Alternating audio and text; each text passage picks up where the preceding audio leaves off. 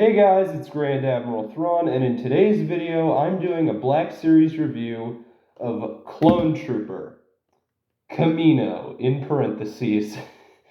I don't know why they didn't just call it Kamino Clone Trooper, but they didn't. Anyway, this is a great figure that I happen to like very much because if you ever wanted to army build, for suppose you were doing I don't know, you wanted to do like a model of the Battle of Kamino, which for some reason I would have loved to, okay, this is not for strange reason. I would have loved to see these clones during the Battle of Kamino, but they're just not there for some reason. The Kamino clones, I know it's because they didn't do like detailing on clones for divisions, but also I want to see what these guys would look like in phase 1.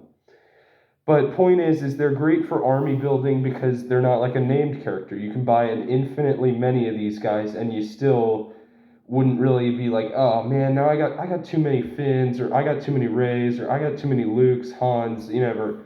It wouldn't get like that. You can do that with Stormtroopers clones. It's great. And so yeah, these are a great way to army build.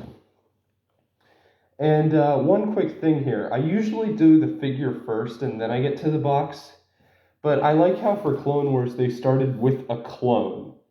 Yes, this is number 1 of the Clone Wars box wave. When you think of Clone Wars, who do you think of?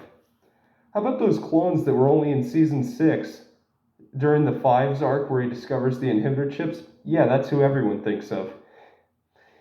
Anyway, now we will get into the figure. That is just something so bizarre that I had to mention. That they chose him for number 1, a Kamino clone trooper. They're in one Clone Wars arc, and that's it. Anyway, I've been stalling for too long. Time to actually talk about the figure. Now, this figure is great. They did great detailing, like his legs are gray, and then you have the gray stripes, chest section gray, and then the shoulders and the stripes again, all the way to the helmet. I love how they did that detailing. They have the Kamino logo on their shoulders. Both shoulders have them. That's pretty good. The helmet, very detailed. I like that, how it's striped and everything. That looks great. On the back, you can see that the belt, while it's gray on the front, it goes all the way onto the back. That's really nice. And yeah, other than that, there's not much unique because it's just your average clone, but they did a nice job of detailing it with paint. But that still looks good, and if it fits on this clone and it fits on every other clone, that's fine. For accessories, this is something I'm really glad that they did. He has the clone rifle, which looks great and just like how it should. It's very accurate. But he also has the clone blaster for if you don't want your clone to all have the rifle. You want some to have the blaster? Great, you can. You want some to have the rifle? You can. I like when they give the figure that option of you can pick. Do you want the big gun or the little gun? It's a nice little choice that you're given. And yeah, like I said, the detailing looks very nice. Since I can't remove the helmet on this figure, I can't do my close-up thing, so I'll just have to do the full body up front. Like I said, I like the stripes and all the little dashes there for the helmet. It looks very nice. And that also continues on to the back of the figure. That looks great. And this figure has some pretty good posability. Both of the weapons work for that. I personally prefer the rifle. I don't know why, I just do because it looks cooler on this clone, but even the normal gun also does good with posability, as you can see here. You can have him like this if he's in a battle. But point is they both have great posability no matter which gun you pick. But me, like I just said, I prefer the rifle. It just fits him better for some reason.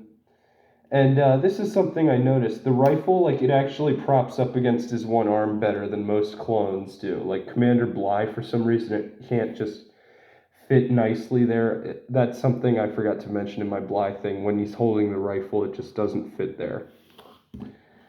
Anyway, we've talked about the figure. Now let's get into the box.